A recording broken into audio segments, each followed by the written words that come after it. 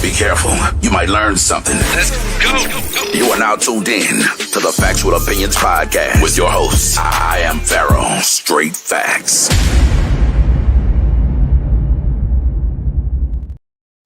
What's up, world? This is your gracious and humble host. I am Pharaoh, checking in with the Brown, Bruce Wayne, Big John. Yes, sir. And Will West, the best Nate. This is season 4, episode 24. Not the season finale. We got one more that we're going to crank out before we call it quits for season 4. But this episode is called And Still. Know why it's called And Still? You know, me and Nate are big boxing fans.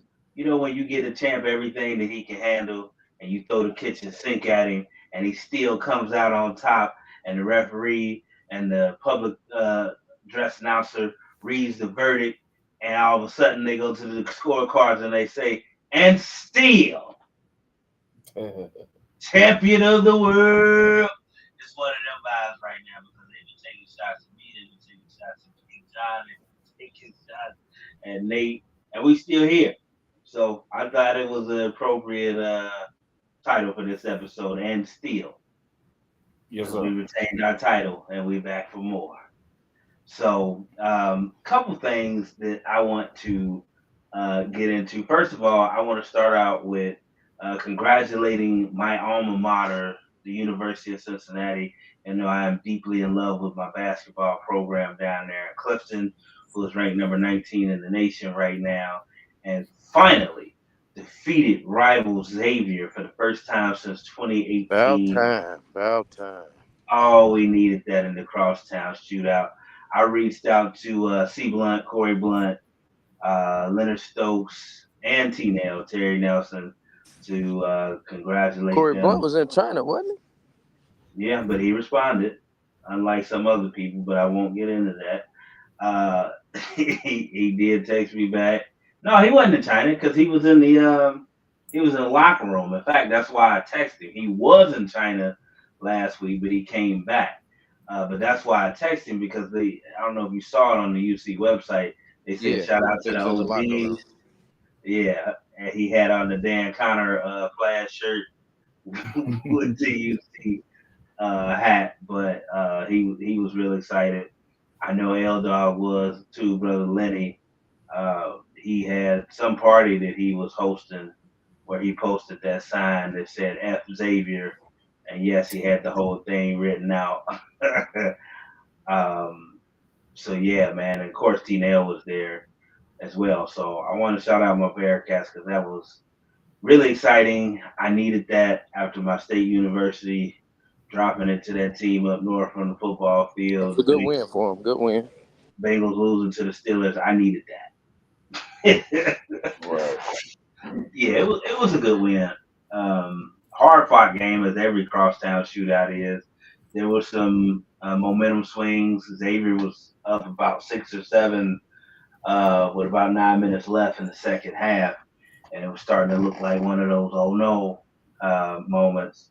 But you see, particularly Dylan Mitchell started to put his head down and really go to the cup and drive really hard and get the Bearcats back into the game. So I was really thrilled with That him. crossover for that layup was pretty nice. That was very nice. And I saw Dan Skillins out there gutting it out with the knee brace on. You know, he finally got back in action. So I hope he's able to keep pace and get himself back in shape and that knee holds up. It's always nice when you have your leading scorer back. So Right, for sure. 68 to 65. So I was really happy about that. So now that I shouted out my Bearcats, gentlemen, this weekend starts the first ever 12-team college football playoff. Is there any matchup you guys are looking forward to most or in particular this weekend? I mean, I think it's starting off good, man. The Indiana, Notre Dame. I mean, Indiana had a great season.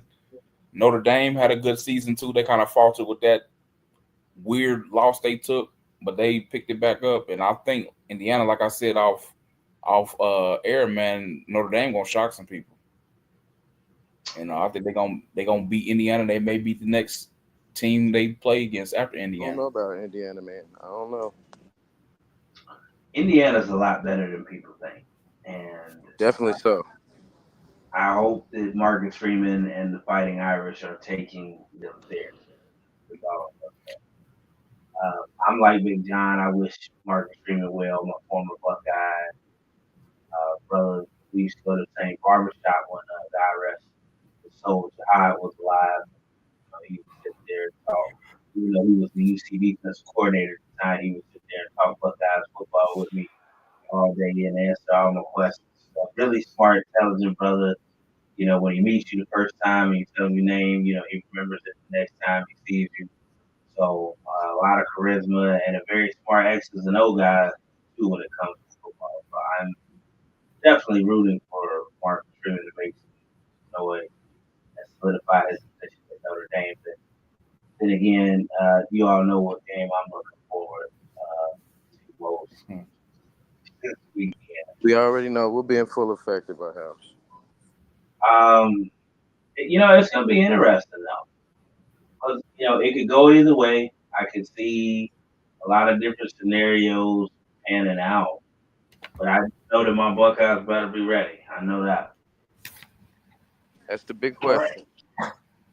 Because Tennessee's not coming to play. Now, why do I have two icons out, man? Hold on, I'm right back with y'all to grab something right quick. I'm here. Yeah, but, it's all mental with Ohio State. That's what it really comes down to. What state of mind are they in right now? Are they recovered? Have they been able to recover from that devastating loss, a couple weeks ago? I think that's my biggest concern, to see how they're going to bounce back from that loss, to see if somebody's going to really step up in the game. It's really what I think. So I think that's my biggest concern. There's only two scenarios with Ohio State that can happen in this game. Either they come out really fired up with a chip on their shoulder, wanting to get that bad taste out of their mouth and protect their first ever home game at Ohio Stadium for a playoff game, or they come out flat and still downtrodden from what happened a couple weeks ago and they get bounced. I don't really see any other outcome, no in between really in that scenario. They better not, because that's losing the game y'all just lost to Michigan and coming out and doing that and getting booted in the first round. That's a knockout blow to momentum even starting next year. Hopefully they don't.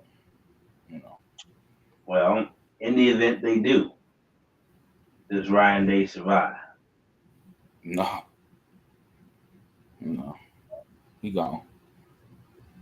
I mean, AD Bork has said that that's his guy. Win, lose, or draw in this game. It sound good till it's your job of his. It sound good. Well, I've been on the fence with it. I just think from a PR standpoint, I don't know how he would survive if he was to come out, speaking of Ryan Day, and get bounced in round one. But we'll see what happens on Saturday. The transfer portal is another interesting thing that's been happening right now in the middle of bowl season and college football playoff. Coach Franklin from Penn Is State. Air leaving? Yes.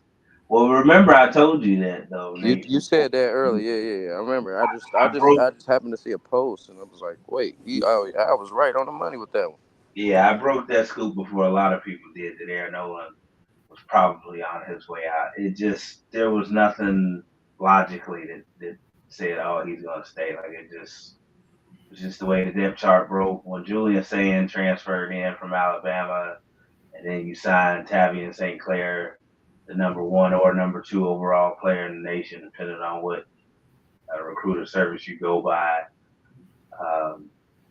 Devin Brown left too, but he's going to stay as the backup for as long as the Buckeyes are in the college football playoff to honor his commitment. But the way it broke down, there just wasn't a way for Aaron Nolan to get on the field. And that's tough because that was one of the top players in America coming out of college. High school last year, and a guy that I think is still going to dog wherever he goes. Um, but quarterback unfortunately is a position where there's only one guy that can play at one time. Right. And that's just what it breaks down to. Did get a big signing from an offensive lineman from Minnesota today, transferring over from the Golden Gophers, which is going to be big because we need some help on that old line. John, you're not talking about your boys, man. I tried to give them a shout out yesterday. He doesn't talk about that at I think home. they go. I think his boys go do a lot of recruiting when it They comes better. to. Yeah, They better. they go do a lot of And they at recruiting. home ain't nothing to talk about. I mean, I appreciate the love, but ain't nothing to talk about. Like I said in the beginning of the year, man, they always build me up to let me down. They had a good season, better than they have in a long time. But the 2 games you give up, you can't give up, man. But quick question while we on that topic, man, about coaches being on the hot seat. What if Franklin so happens to drop to SMU? And I know all he's done for that program turning around, especially all the turmoil he inherited. But what if That's a he good question. drops? What if he drops that game to SMU? I know they on the hot seat. What? Because that's the same thing that goes up with Franklin. He can win games he's supposed to win, but he doesn't win the big game. What happens with him? Although I highly doubt they lose to SMU. If they do, he might be another one that won't survive the backlash. Hey, I mean, man. State fans wanted him gone after the Ohio State game this Right. year. Right. I think they're better than people think. Though that's another team that I think is like poised for potentially a deep run, especially with the matchups that they would get if they beat SMU. They have, I won't say an easy path, but an easier path to the semifinals and everything. But at the end of the day, he's done a great job in Happy Valley. He has. He just can't beat Ohio State. There are a lot of teams in the Big Ten that haven't beat Ohio State, even going back to the Jim Tressel days. I mean, if we're not talking about Sparty a few years with D'Antonio, uh, the last 3 with Harbaugh, and then this one, with Sharon Moore. There's not a lot of teams in the Big Ten that can say they beat Ohio State in the past, decade plus. That's not a bad thing. So I just want to advise Penn State fans to be a little bit careful on what you ask for. Yeah. Definitely have big bragging rights with Ohio State in the Big Ten right now. So I will I say mean, that. you had Joe Pa for all those years, and the backlash with that. Basically, Penn State was given the death penalty. Bill O'Brien stepped in and made you 6-5 or something like that, which was an incredible job with what he inherited too. I mean, because he was the guy that took over right after the melee. Mm-hmm. Yeah, he stepped in. He did it. He did a great job with them. And now James Franklin, has taken over and essentially done the same thing he did in his time with Vanderbilt. He just wins games. Yeah, maybe not the big one, but he did win a Big Ten championship with Saquon Barkley, back in the day. And outside of D'Antonio and Yeah. the other coach that I just named, he's the only other one really that can say in the Big Ten I beat Ohio State in the past decade plus, almost. That list ain't long, bro. You can talk about this as long as you want, but ain't nobody go argue about getting wins over Ohio State except Michigan fans. Them the only ones. And they go try to argue their way like they got a winning record against Ohio State, which is not true. So I mean, move the on only to the thing next. they go to is all time. They'll go to that record, which is I don't know, was it 61-56 and a couple ties or something crazy like that. And I'm like, even that 61-56 For a rivalry that started in 1897 and Michigan won the first 16, they more than made up for that starting point, I would say. And if you look at the record over the past 50 years, it's basically like even. And then if we cut it in half and go past 25, which I know people like Reem don't like doing, we know we know who has the advantage in the past 25 years. Yeah, 4 in a row is tough. Blah blah blah. Gotta give it to them. But if we go back to the year 2000, there's still a heavy advantage for the Scarlet and Gray in this rivalry. We got brother Dewan in the house. This guy here. The only college football program that I hate more than that team up north is that one down in Tuscaloosa. So, brother Dewan and my cousin Bernard, they all make it easy for us. Shout out to my cousin Bernard down there in Birmingham anyway. I know you mad about playing in the Capital One Bowl. I know it's not called that anymore. I don't even care to get the name right at this point, but and they happen to be playing who? That team up north. Yeah, that's crazy. It's called the. He ain't gonna be talking about go blue in that bowl game. I ain't talking about when they messed up. Didn't they play them in the bowl game like some years ago, like recently? It was an off year that Saban had where they played them. I forgot. I don't know. Don't quote me on that, but I know that Michigan beat Florida in a bowl game.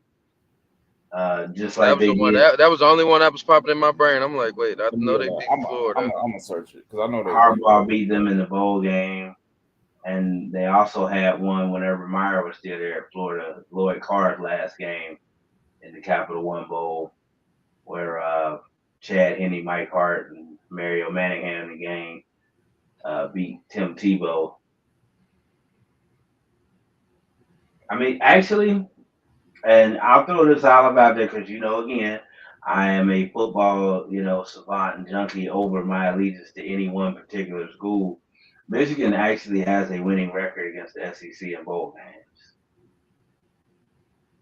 They actually handled them pretty Didn't good. know that. Did not know that. You could even take it back to '99 when Tom Brady also beat Dewan's favorite football program in the Orange Bowl down there with David Terrell in the game.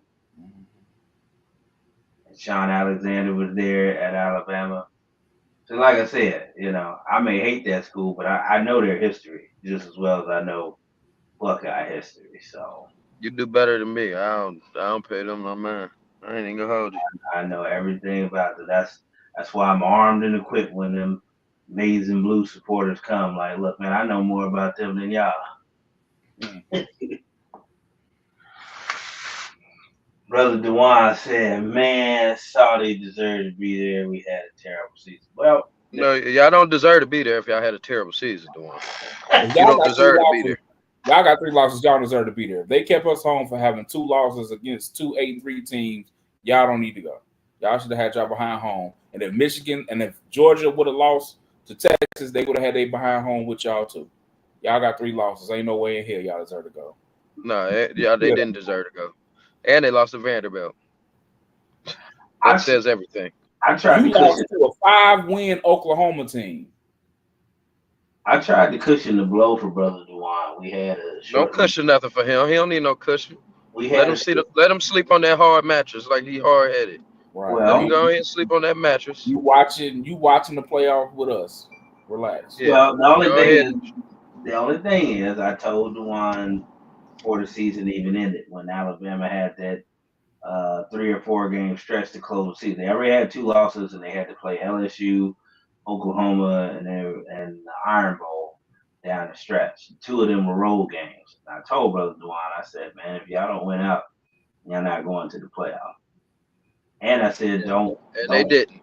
Don't sleep on Oklahoma because their record is what it is, but they still have better than average players, at Oklahoma. So Oh yeah. sidebar: Alabama played Michigan in the Citrus Bowl 2019. I knew that. I knew. He said, "Roll Tide, Big John. We will beat y'all by."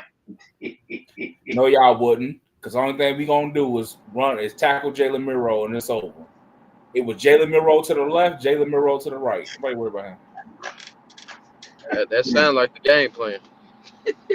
That's all it was. Well, you know, I posted that ode to Big John's boys back in the day yesterday on Facebook. Y'all Brother, definitely ain't beating them teams. Y'all gonna Brother beat Dewan chimed in. I just think it's a fact. And for those that don't know, what I said was, I said that the 2001 Miami Hurricanes would defeat any one of Nick Saban's national championship teams at Alabama by at least 14 points. not that it matters, because it's all still opinion. But my team got voted the best college football team in history. Like that group of time got voted. So that means they're better than the Bush USC guys. They better than the Oklahoma run. They better than Nebraska's run. But we talk about that 1 year though. We're talking about the 2001 team. So we're talking about Ed Reed. You know, is the only person probably in life that ever started over Sean Taylor. Yep. We have Willis McGahee. He was a third string running back behind Clinton Portis and Frank Gore. Najee Davenport played fullback, but was basically another glorified running back. We're talking about Andre Johnson, you know, Ethnic Sands, Roscoe Parrish, Kellen Winslow Jr., Jeremy Shockey. That team was loaded.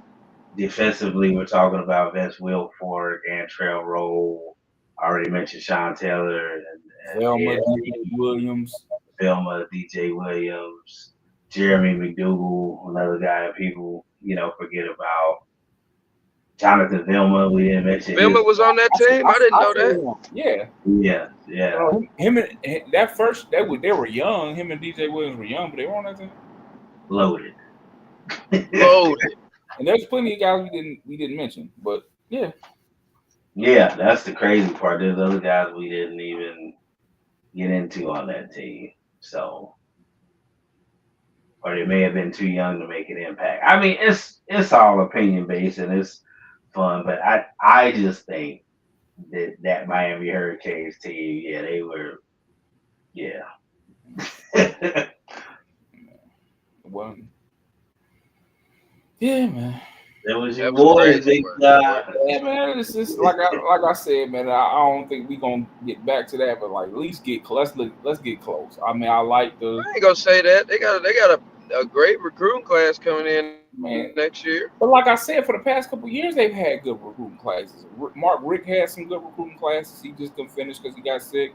Cristobal's getting the guys in. It just got to make it happen. So now with the year Cam Ward has had, that the ladder for the next quarterback to come in and do either better or do just as good is going to be tough. So. Didn't they get a 5-star quarterback, a 4-star quarterback coming in next year? Yeah, they do. They do. But he young, so we're gonna see what's gonna go on, man. And you know, everybody wanna hit the transfer portal now, so you know they're gonna pick up some guys from the portal. I mean, they're gonna reload, but it's just like I said, like Dion talked about with his guys, man. When you got your destiny in your hand, you can't give it up like that. You know. I gotta quit losing to Georgia Tech. Well, I don't know. You gotta remember, like Georgia Tech was 8-3 this year, 8-3, 8-4 this year. They weren't a bad team, which we still shouldn't have lost. You know, we shouldn't have lost to Syracuse, but Syracuse. Yeah, Syracuse was that's what hurt y'all real bad. And they both had good records this year. Both had winning records. Both of them did. Yeah. You brought up Coach Prime, and we talked a little bit about this off air, but I want to go on and pivot to this. First of all, I want to send a congratulations to Travis Hunter for winning the Heisman Trophy award. Congratulations to that young man. Congratulations, big dog. Well deserved. I know Ashton Genty and his supporters have thrown comments out there like, "Oh, he got robbed," and blah blah blah. No, it's not. I just want to advise people. I kind of view that almost like I view the Pro Football Hall of Fame. Just be careful of the verbiage that you use. You know, yes, there's an argument for Genty, and under normal circumstances, he probably would have won it. And I understand people even saying that he should have won it, but don't say Rob like Travis Hunter does not deserve, this trophy or wasn't in the same realm. Like, it's subjective. Once Cam Ward dropped them 2 losses, it was only a 2-dog race. It was only them two. So, but Yeah, he, I agree. It was only them two to choose he from at that deserved it. point. Like I said, the Oregon guy, he didn't do enough. Like I said, Cam Ward could have wrote his own ticket. He fell short. It was just them Dylan two. Dylan Gabriel was only in that conversation because his team had the best record in the country. I mean, yeah, I agree. But yeah, once the dust settled, it was them two. It was a 2-dog race. So for And then hold unfortunate up, before reasons, you get to go, Al, before you go in, they don't want me to chat. go. No, no, no. I'm talking about the Heisman part. So before you go in, Chad said something on the Nightcap podcast that made sense, and he named a list full of guys that had 2,000 yards. So, and they didn't win Heisman's. I mean, so it just made sense to me. Like, this guy did a lot on both sides of the ball, and the percentage of downs he played. That's really what stood out to me. He was on the field 95% of the time. That's crazy. I I agree. And most of the time when that happens, Nate, they don't lose to receivers or defensive players. They lose to quarterbacks. Yeah, That's why they just assumed that the guy from Boise State was going to get it. Because if it didn't go to a quarterback, obviously it was going to go to another offensive guy, especially offensive guy that had the year that Genty. yeah, So yep. Well, My you bad, know, Al. he, Go ahead. he did do things that hadn't been done since Barry Sanders. So Hmm. uh, he had a phenomenal year. So I don't want to take anything away from him either. But I certainly wasn't upset at Travis Hunter, a two-way star, and again, probably the best overall football player to win. I was more upset that Caleb Downs didn't win the Jim Thorpe Award and they gave it to that guy from Tennessee. I was a little upset about that, but luckily they get to play each other on Saturday, kind of take care of that on the field. Yep, But for sure. in, in all seriousness, I usually keep it about sports and ball only, on this program. I'm not really into guys' personal lives and all that other, messy stuff that gets headlines and gets likes on social media. But I'm chiming in on this. So everybody's been talking about Travis Hunter and his fiance. Couple different things from, that little attitude that she caught as Travis was doing his media obligations and posing and taking pictures with fans and attendees at the Heisman Trophy ceremony, and she was even mouthed or caught audio wise saying, "Well, am I just supposed to sit here?" While he's doing that, he's looking at her like, "What are you expecting me to do? Like, I'm supposed to, do my press and take pictures with fans and supporters and little kids and organizations and media people that are there." She just couldn't handle not being the center of attention for 5 seconds, and then when he actually wins the award, Coach Prime has to save the day and tap her and basically tell her to stand up like, everybody else in the room was doing at the time. So she doesn't further look like an ass and take away from Travis's moment. This is only the latest backdrop from the original story, which is confirmed of her saying, "Yes, I initially ignored Travis because he's not my type." Not your type. AKA somebody had to tap you and say, "Girl, he getting ready to be a top 5 NFL draft pick. What you talk about?" And right, all of a sudden he was your type. right. Now a lot of people are saying that we shouldn't get involved in this, and even Uncle Shay, had to say his little saying on Nightcap that we should let Travis alone, and it's only gonna make him want to do what he wants to do more, and it's not gonna change anything. All that's fine. But like I said before, we do have an obligation, particularly those that have been through this in the relationship path or just, old heads, male or female, that have been here before, been on this earth longer than Travis. We do have an obligation to say something or bring something up if we see somebody headed down the wrong, path. No, we don't know him personally in a lot of areas. Yes, he's going to likely do what he wants to do regardless. But as elder statesmen and women, on this planet, we do have an obligation to say something when we see somebody going down a path or what appears to be somebody that's not really after their best, interests. Just bottom line. Yeah, they're going to do what they want to do, but as a coach, as a parent, you would do the same thing. We are still obligated to say something or should say something. And that's wrong. What's wrong with this generation currently is we're so scared to step out there and say anything to offend anyone, say anything that's unpopular, even with younger folk, because it's called hating or, not, being in their corner if you say something that they don't want to hear. But you're supposed to say that.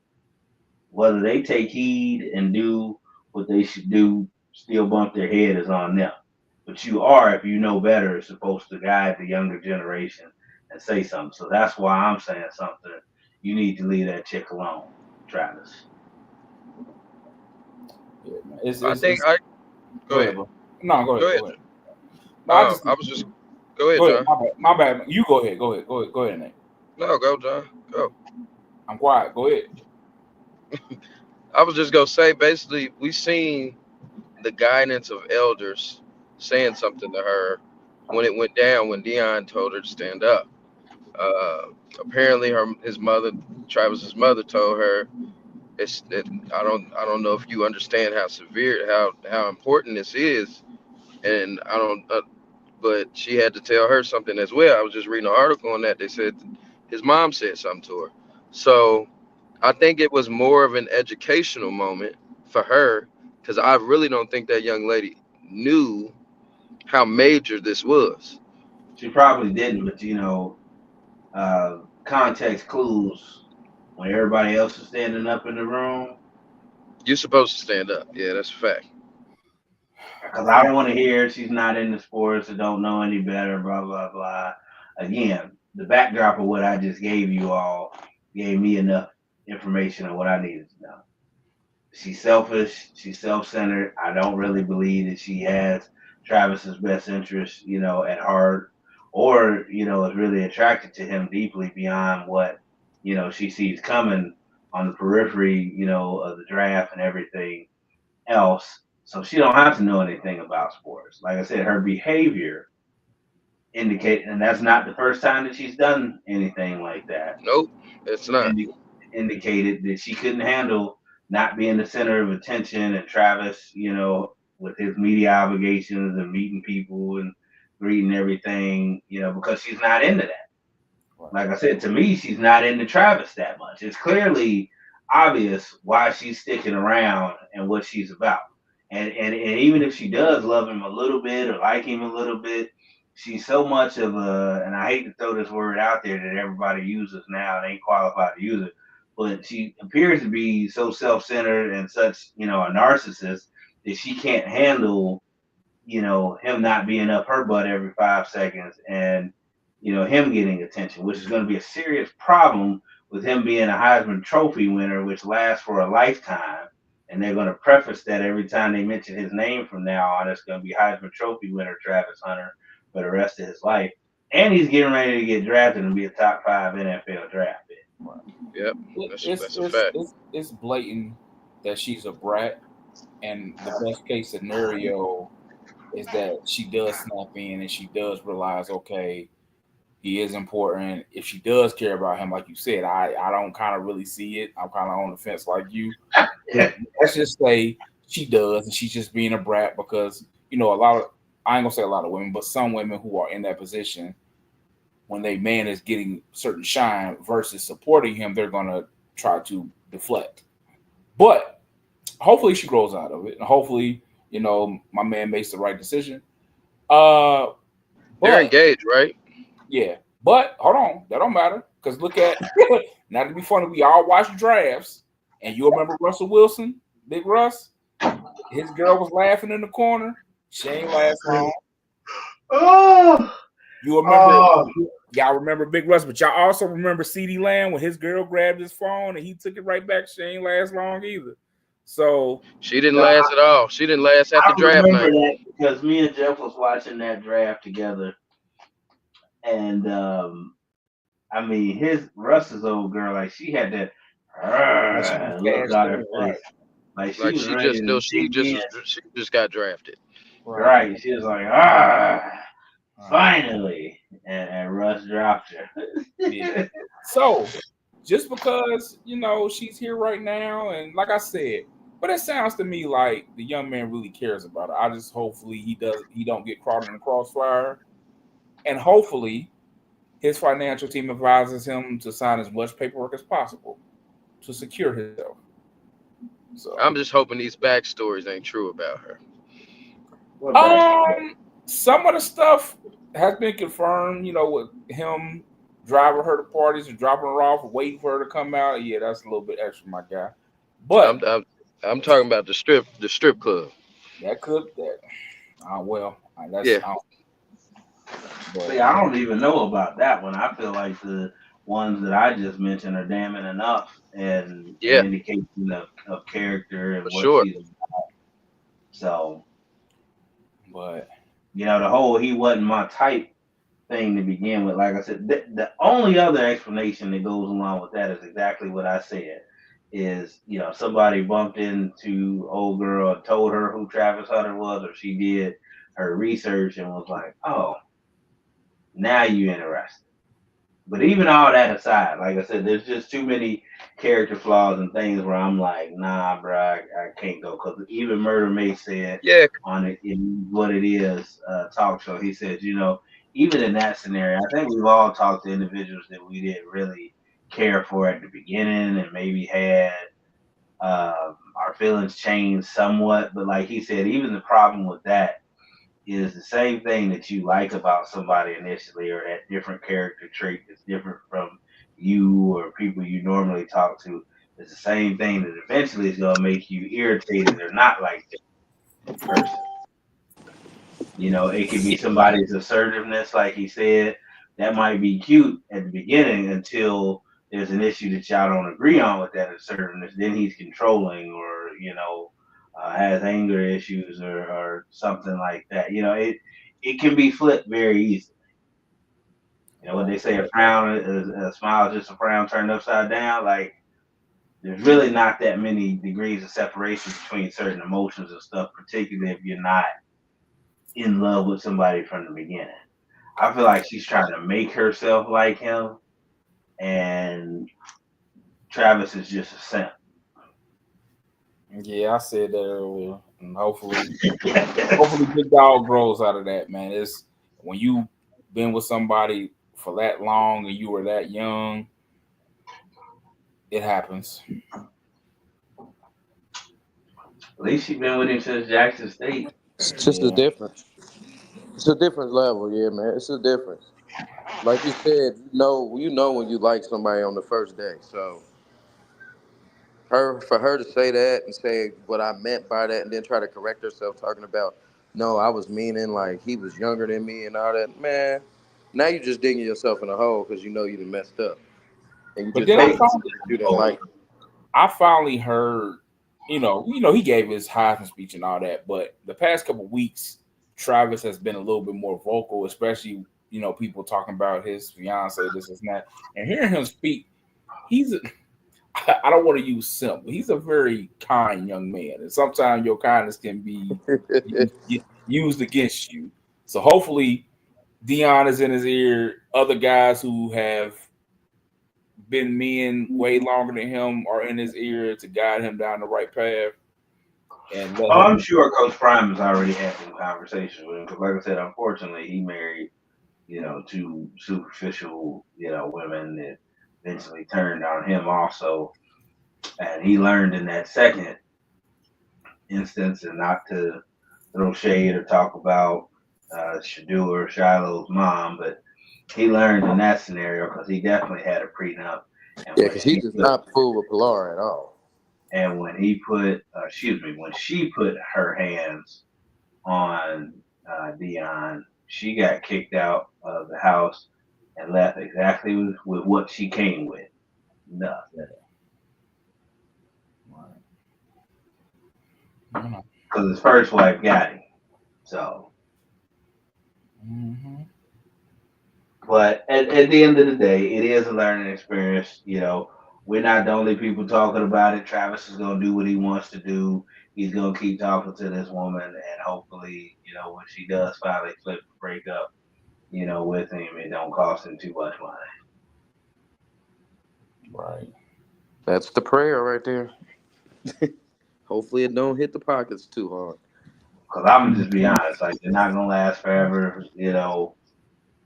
No.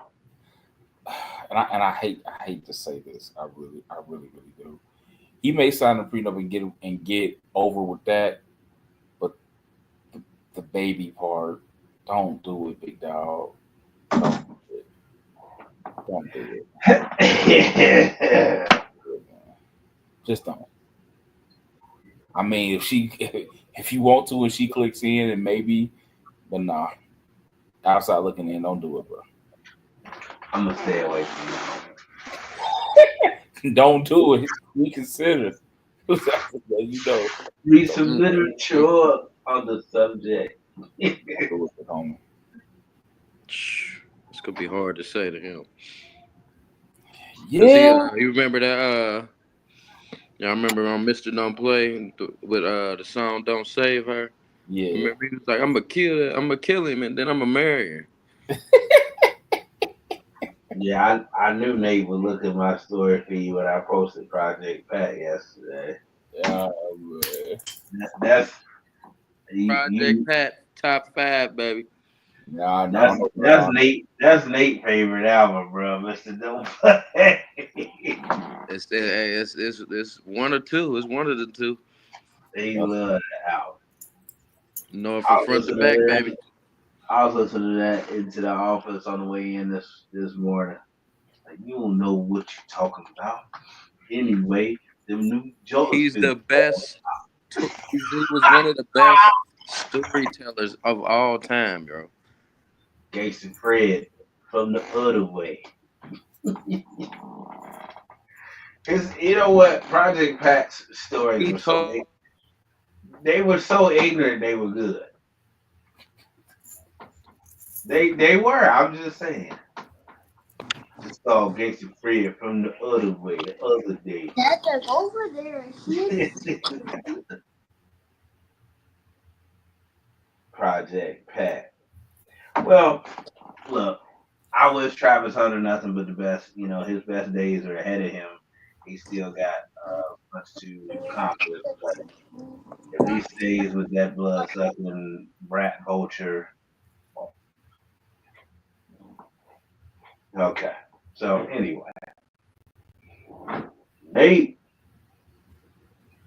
Oleksandr Usyk versus there's only one Tyson Fury. Let's talk about it. I'm wrong more often in boxing than I am, of course, in football or my other sports that I know just as well as I know boxing. But boxing is so complex, man, and there's so many variables. And then there's not variables. Then there's just, hey, man, it's two men in the ring fighting. Anything can happen. Right. But let's do this, Nate. Who are you picking, man? I'm going Usyk. He's going Usyk. For the record, Big John, I'm picking the Gypsy King. Y'all know you. I think it's I think it's gonna be a series though. This definitely gonna be a series. But like you said, is he ready this time? Is he gonna be prepared? Because you said because last fight he wasn't ready for that. You said he was a different type of fighter. He's a tweener. He's he throws a different style of fighting. Is he gonna be ready for that this time? Right. But a rematch against Tyson Fury is very dangerous. Very much so, it is. I agree. He's one of the best adjusters in the sport, particularly if he's been in that ring with you, had an opportunity to study you, see what you do well, adjust his approach. Tyson Fury is dangerous in this fight. Only thing that I'm worried about as it relates to Tyson Fury is whether Father Time has donned his hat already and it's too much to overcome from that standpoint. Yeah. We won't know till he gets in there. But the Tyson Fury that I'm expecting, sharpening his skills, training, shape, ready for this guy. I'm expecting the Gypsy King to regain the heavyweight championship of the world. That's my thing. I really believe that's going to be the biggest concern is Father Time. Yeah. Has he hit his mark, or is it just he's ran into the right individual at the right time? When you look at them, even in the standoff, you look at him, you're like, he's just too little. How is Yeah. he even? What But I realized watching that first fight, Al, his angles are amazing. I'm not gonna hold you. they're ridiculous. Yeah, his angles are amazing. I understand. I see how he got the belt because the way he was, his fight with Joshua. Um, yeah, it's just angles. I've always been taught, like, even my people's. I got cousins that are related to Aaron Pryor, and we're doing training down there. Shout out to Ricardo. I talked to Ricardo, and he's like, bro, it's just angles. He knows how to cut that line of length off. We gotta get Champ back on here, by the Yeah, way. we might have to pull him in. Um, no, when you start talking about angles, there's certain guys that just pop out to me. Usyk's one, Bud is another one Mm-hmm. with those angles, and of Roy course, was about angles too. yeah, Roy was a lot based on athleticism, though, Mm-hmm. and Manny Pacquiao's angles were Angles, yeah. too.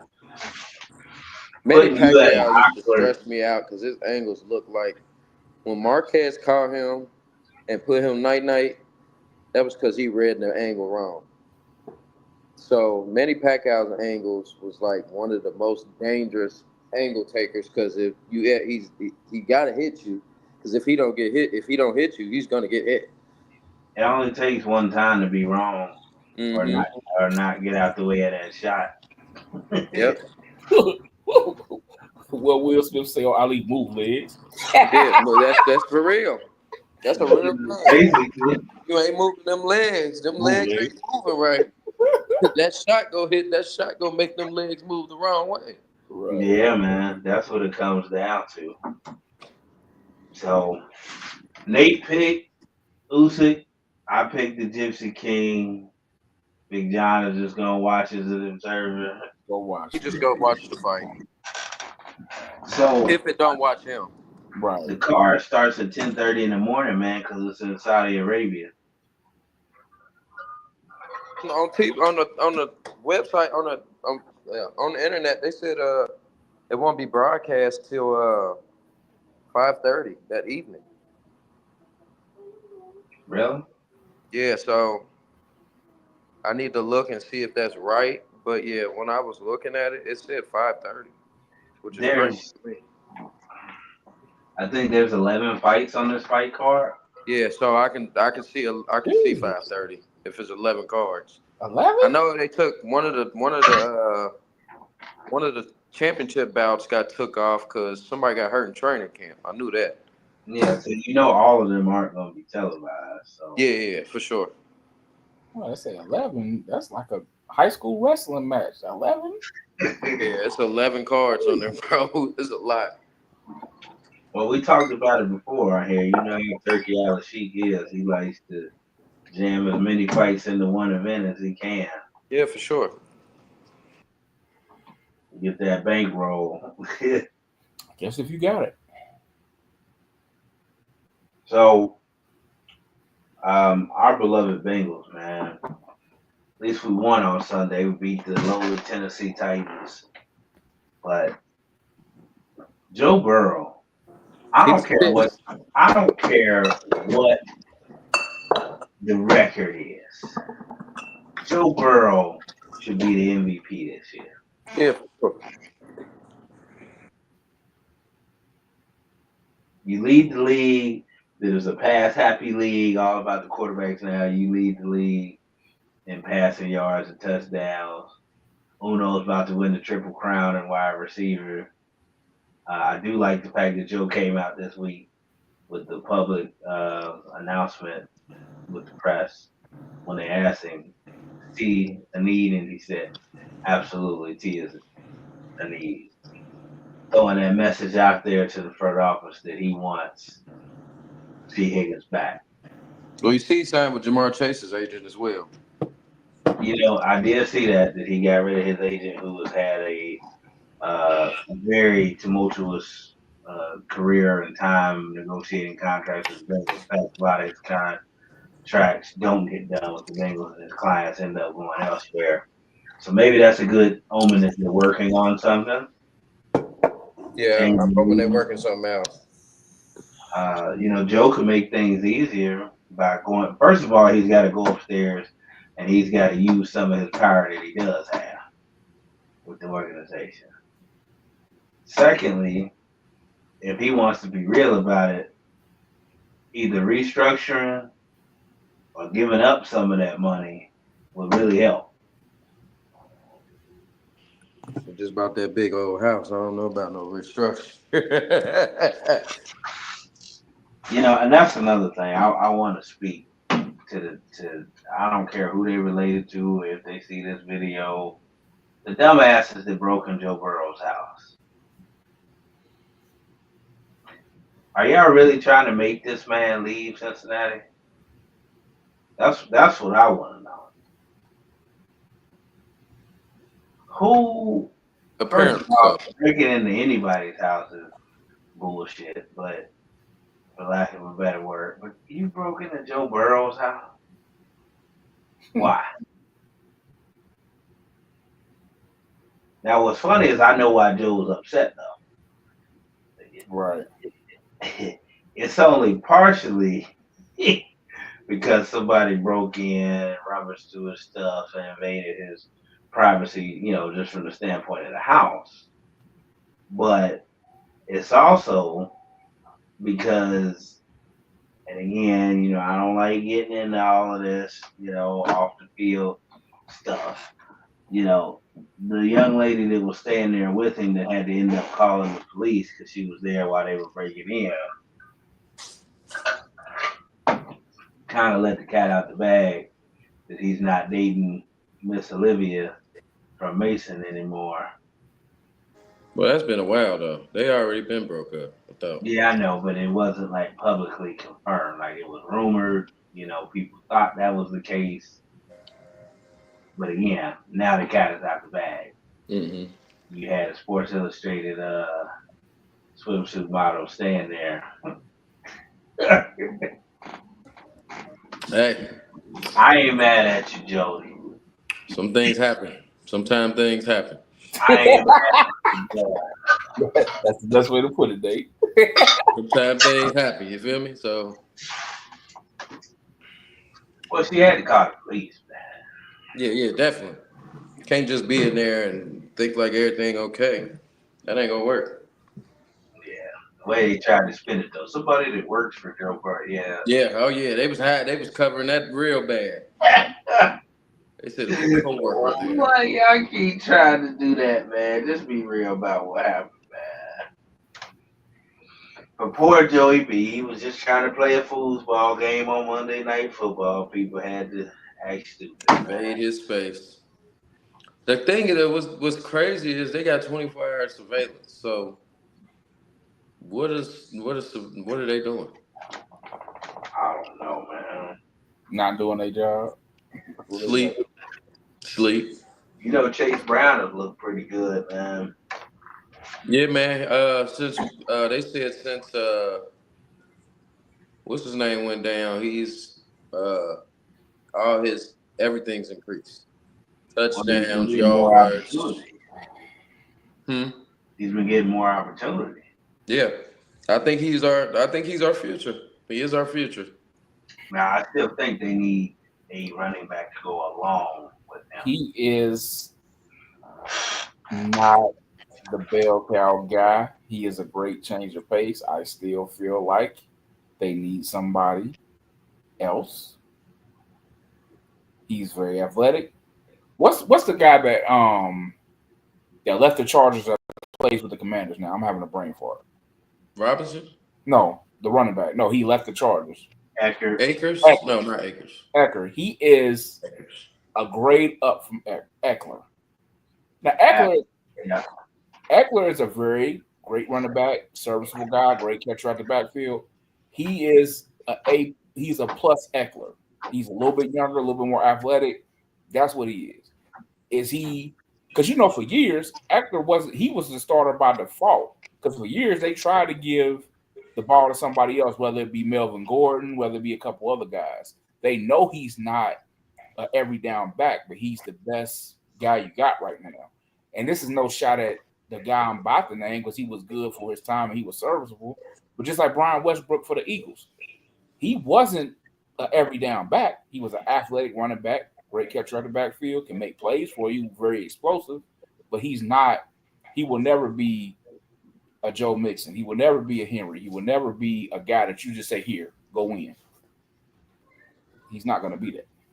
Well, let me ask you something because I think it's obvious some of the issues that the Bengals, have. Mathematically, they are still in contention for, the playoffs if they went out. A couple other scenarios take place for other teams. So they're going to try their best to sneak into the postseason. But I've been looking around the NFL and some of the other teams, and I want to know, like, now that we're on the verge of the playoffs, who are you all Super Bowl picks? Mine has kind of changed. What's crazy is everybody loved the Lions, and rightfully so.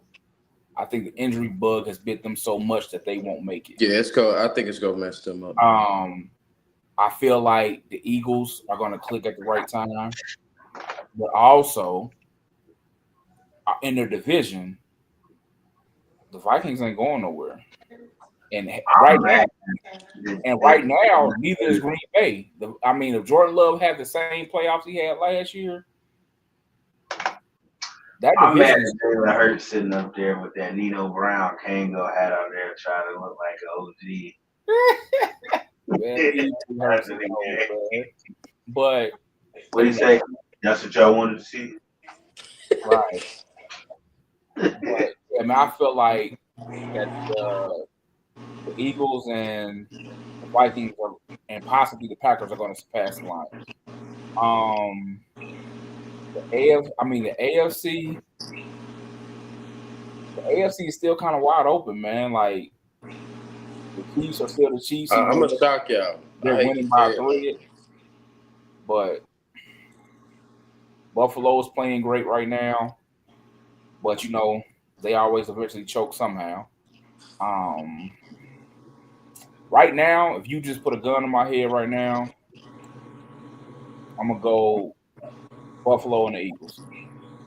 We got a fan on in the background, fellas. It's my heater. I can't do nothing about that. My bad, bro. It's my heater. I can't do nothing about it. It sounds like a tractor all day cutting on and off. I'm sorry. So Big John, you said Buffalo and the Eagles. Now, if I had the what I want to see is the Ravens and the Eagles, but I think it's gonna be Buffalo and the Eagles. You was reading my mind. That's what I was thinking about. I was thinking about the Ravens. But I'm gonna go out on a limb on this, y'all. I'm gonna go with our cross state rival of Pittsburgh and Green Bay. That's different. The Green Bay I can see. Pittsburgh, I feel like they may be player or two away. And do you really trust Russ to get back there? But you know how they make it up? Defense. Like They're going. Yeah, I defense mean, and Mike Tomlin. yeah. Matter of fact, Mike gonna get it done, but eventually it's gonna come down to the X. It's gonna come down to the X's and O's, but it's also gonna come down. I'm better than you. And that's what it's gonna come down. But it depends on that matchup because I feel like they can go to Kansas City and beat Kansas City. Well, I feel like they can go to Buffalo and beat Buffalo. Kansas City is getting the benefit of the doubt because they're Kansas City, but they're not winning. I mean, it's not a bad way to win. A W is a W, but it don't look good. Yeah, it I don't. see that video I posted, man. Because even if you win close games, winning close games, you can still look good winning a close game. It just ain't looking good. And they're just like my Hurricane. I posted, they talking about trying to beat the Magic Mahomes. What he say? He's like penalty. Trying to beat Patrick Mahomes. Right. Well, like I said, and not to be funny, this is the year that I'm not a conspiracy theorist, but this is the year that the Pirates that be wanted. They want Josh Allen to win so bad. They do. They want him to win so bad. I feel like the media is pushing it so bad. What's crazy is what Alex said. Joe Burrow could be the MVP if their record wasn't bad. Big Trust could possibly win another MVP if he keep playing the way he's playing. But and I'm not saying Allen is not balling. Allen is balling. I'm not taking nothing away from him. But they've been wanting to give the MVP to Allen for the past 4 years. They want him to be on Patrick Mahomes and Joe Burrow and Matt Stafford's level so bad. Mm-hmm. Let me pick. It's certainly not going to be the Bengals and Cowboys like I picked at the beginning of the year. Jesus. Them was your picks? It was my Super Bowl picks, the Bengals and the Cowboys. I'm trying to remember to the episode. I said the Lions and the Texans. I think I said them too. I think so. Yeah. I think I'm going to pick. This is going to shock some people. In the NFC, I'm probably rooting for Philadelphia, but I think the Minnesota Vikings are going to shock the world and get to the Super Bowl. I ain't going to hold you. I didn't like them in the Monday night game. They didn't look good to me. Like I said, that's the thing, though, and I think I know where Big John's going to go and what he's going to say. I mean, looking good is great. It helps morale. It helps fan, opinions and everything else. But the bottom line at this point in the time of the season is to win. Yeah. And it's not always going to look pretty. So I would actually, I think I'm going to pick Minnesota, and I'm going to pick in the AFC. AFC is so weird this year, man. It is. I'm still gonna pick the Chiefs until somebody knocks them off, man. So like I said, That's going nasty work, man. I'm going with Buffalo and the Eagles, but like I said, if they put the ball in Henry's hands and keep doing what they're doing in the playoff, I think the Ravens can make it this year. But going back to what Nate said, sometimes it's just about who got the most guns right now. What he say, Harlem Blacks, I know you a bad man, but you got one gun. They got 1,000 guns.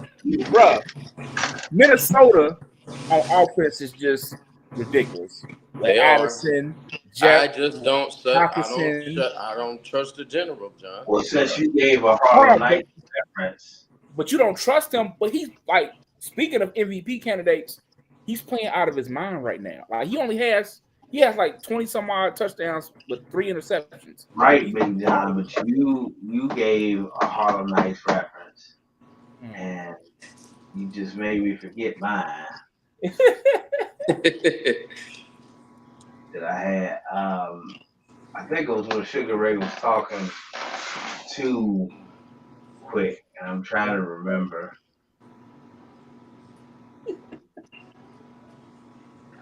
It was something along the lines when he was talking to Quick. He was like, he's got judges and lawyers on his payroll. That's Right. got to change something. Right. Yeah, yeah. That's how I feel about Mahomes, right?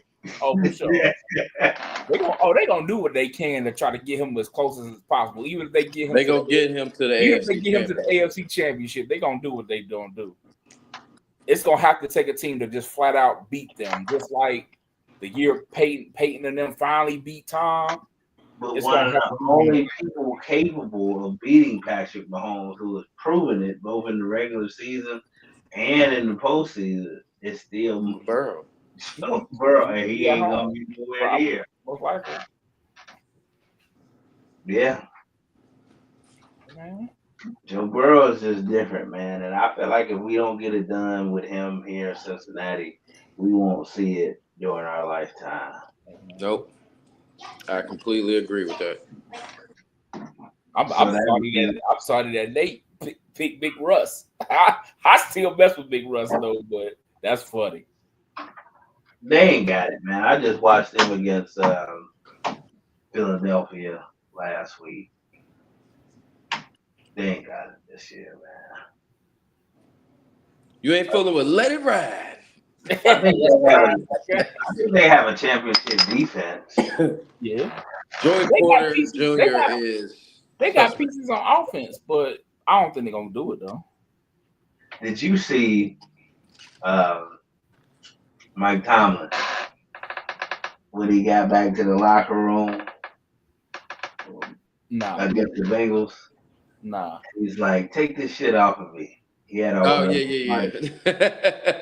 He was like, you mic'd up? This player was messing with him, like, oh, coach, you was mic'd up. He's like, shut the hell up, man. Get your ass to the locker room. Oh, good. Mike don't like peeling that curtain back. He like that old. He don't. He like being who he want to be. He like that old Wizard of Oz. Pay no attention to that man in the corner. Oh, bro. Speaking of matter of fact, guys, but I know this is off topic, but they've been killing Bill Belichick because he going to North Carolina, man.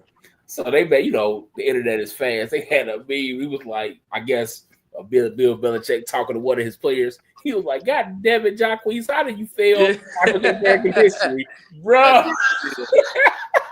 And I could hear Bill Belichick say you could hear it in his voice. That's what made it even bad. Bro, I was so weak. Yeah, if any of those UNC guys are sensitive, it's gonna be trouble when Coach Belichick get there because he's all football. Yeah. Right. Yeah, he's all football. But one thing I will say, man, in this past offseason, him, going on Peyton and Eli's show, him being on ESPN, man, he actually kind of showed a side that people don't get to see. So he may not be all that bad, but when it comes to them X's and O's, he's gonna be on their behind though. Oh yeah, for sure. He could be cutthroat.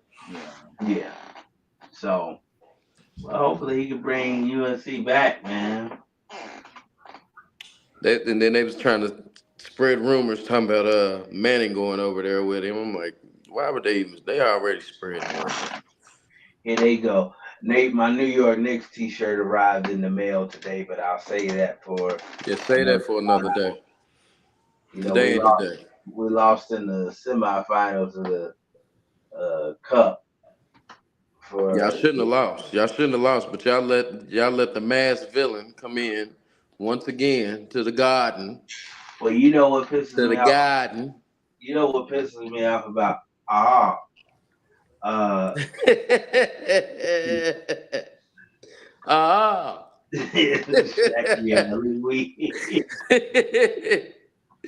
They only do that. Now.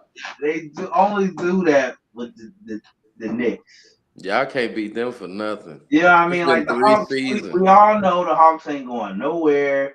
They're gonna make the playoffs. They're gonna lose in the first round. But they are scared of Trae Young. But they will beat my New York Knicks no matter what. It's like certain teams just got your number, man. Trae Young puts fear in every Knicks fan. He's like the new Reggie Miller, man. Yeah, he is. He's the new Reggie to y'all. He calls y'all the choke artist. He calls y'all everything under the bus. I see he be going at it with my fans at the Garden and everything. But yeah, I had to sneak that in there because my man Shaq, every time Atlanta come up, ah, yeah. Oh man. So Yeah, I'm gonna miss that show because Kenny the Jet Smith brought up Jay-Z. Did y'all see that clip? Oh man, I I Shaq, was Shaq I was was in quiet. tears, bro. I Shaq, was Shaq got crying up, bruh. when Shaq got up. I just started falling right, down right. because He it's was always, trying hey, because you he's know so what? cool Remember with we you. was He talking didn't about want to this. laugh on camera, but he got Right. up. Him and Ernie had to walk away. That's how He bad it was like, was. he was like, Shaq, go check them off for me, boy. Right. Bro, Shaq don't even gotta say nothing. All you gotta do is Hey, laugh, but he ain't Chuck gotta is say nothing. doing inside the NBA like this is the last dance. Yeah, I'm gonna do if you whatever I not want even right now. here before, watch episodes now. That man said, Kitty say, do you think Jay-Z is? And Chuck say, probably not a good time right Oh my god. now. Like Man. it's so not funny. It's funny. Yeah, it is. And Chuck ain't even trying. Chuck is not even trying. He's Uh, just he, dropping he going gems. out with a bang this Yeah. year. He's been dropping gems all this final season. I just wish that the San Antonio Spurs was good enough to still be on TV, because you know what he get to talk about when he bring up San Antonio. Now I'm not gonna say it and get banned out here. Right. What was all that crying CP3 was doing? I don't pay I CP. think this the last ride for him, man. I I think don't he on pay his him any Undertaker. attention anymore, man. He blew his chance a few years ago for him to finally get a ring. Everything was set up for him perfectly. He had his little two, uh, was it 1 or 2-0 lead in the finals? I think it No, was he two, got to the wasn't it? Western Conference Finals with the Rockets, but he got hurt. Couldn't play in Game 7. And then he got to the finals with Phoenix. No, that's what I'm saying. But weren't they up 2-0 in that series? What, the Rocket one? No, No. Phoenix. Yeah, they were. Yeah. And let Giannis and them come back. Yeah, because they won the first two at home, lost in go, and then lost the two in Milwaukee, and then lost Game 5. And since we talking NBA, let me bring this up also. Shout out to the great Pat Riles, for getting awarded the next statue to be put out in front of Crypto.com arena. The great Pat Riley, who won 4 NBA championships as a coach. Excuse me, 5. Wow, I'm about to say he had 5. 4 of them with the Los Angeles Lakers. And Jeannie Buss and the ownership group decided to give Pat Riles his own statue. Now, of course, he got to have the Armani suit on, For while he. sure. If he ain't got the Armani on, it ain't official. It better be engraved in the suit jacket on the statue saying Armani. But I love Pat Riley. He's one of the greatest coaches of all time, one of the greatest executives of all time. He's Of still course, running Miami, ain't he? yep. Head of basketball operations down there in Miami. Of course, when he left LA, my other favorite team, after winning 4 championships there and being their head coach from 82 to 90, of course, he went on to coach my New York Knicks from 90 to 95 and took us to the finals in 94 when the MJ The retired. lockout. Yeah, so gotta give him respect for that. Of course, I named him number 2 on my greatest coaches of all time in NBA history list. So looking forward to seeing that statue out there. I thought it was pretty cool that they did a Zoom call and they had Magic and Kareem and Coop and Kurt Rambis and Big Game James Worthy, all of them on there. Big Game That's James. my Big Uncle Mike. Game, God rest his soul. That's Uncle Mike's favorite player. Big Game James. Go ahead, bro. James, all of them on there. I think Michael Thompson was on there too, Klay Thompson's dad. to let him know that he had been selected to have the next statue out front. So cool moment for Lakers fan and Pat Riley in general. So, gentlemen, I think we touched on everything that I wanted to. Let me ask you this: who was the guy that played in Cornbread Earl and Me? What was his name? They killed Cornbread. He wasn't even doing that. Yeah, the light skinned guy with the light eyes. He played for the Lakers for real. He was on that dream. He was on that Lake Show team. What was his name?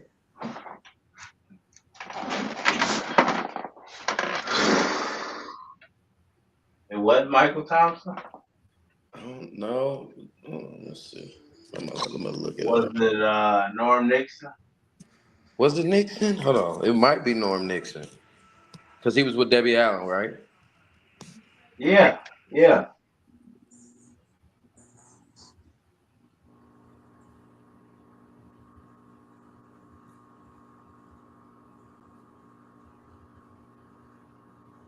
Was it? Yeah, he was with Debbie Allen. But, I mean, because the only other light skinned guy on the show. Jamal Wilkes. Well, Jamal ain't really light skinned, though. He. Right. Well, he looked light skinned in the movie. Okay. Now, Wilkes is smooth, as they call him out there in LA. Has this jersey hanging from the rafters for the Lakers too, which you know is not easy to do. You know, there's people like Derek Fisher. He was there. Did he get his whole seasons was all his seasons was with the Lakers, wasn't it? I believe so. They got people like Derek Fisher who ain't even been mentioned yet having his jersey. And that's one where I really feel like That's tough. That's tough. I just feel like how can you not? You know what I mean? That's kind of a understand tough the one. standard. Yeah. Stat wise, He got wasn't really there. He got He got 5 rings. and some of them shots, just like Big Shot Rob, we wouldn't have them banners if it wasn't for them. It's gonna happen. It's gonna happen. I don't think Robert Horry gonna get one either. I don't think they're gonna hang his. I don't think Robert Horry's gonna get his jersey hung. He got 9 rings. Fish gonna get it. Fish gonna get it. But I think Derek Fisher deserves it. He does. Especially if we had Powell, who deserves it, but only won 2 and already has his jersey retired by the franchise. It's gonna happen. Man. I hope it do. He deserve it. I ain't gonna hold you. Yeah. He part of the reason I got 5 rings. I'll give you that. Came in with Kobe. Kobe went back and got him. That's one of the few people that Kobe would listen to. Yep. Was Derek Fisher. Sure. So I want to remind everybody who did tune in or will tune in afterwards that you can catch our audio uploaded to iHeartRadio, Amazon Music, Spotify, and Apple Podcasts. Or everywhere where you listen to your favorite audiobooks and podcasts, please check us out. Probably got one more episode this season before we take a small break, if that. We always say that, but then there's so much happening at the beginning of the year, we can't stay away. So it's probably gonna be the case this year. Want to reach out to my man X over there, Tyler, to see if we can set something up for the season finale. But for now, it's your host, I am Pharaoh, signing out with the Brown, Bruce Wayne, Big John. Yes, sir. Real West, the best Nate. You know it. We'll be back the next time.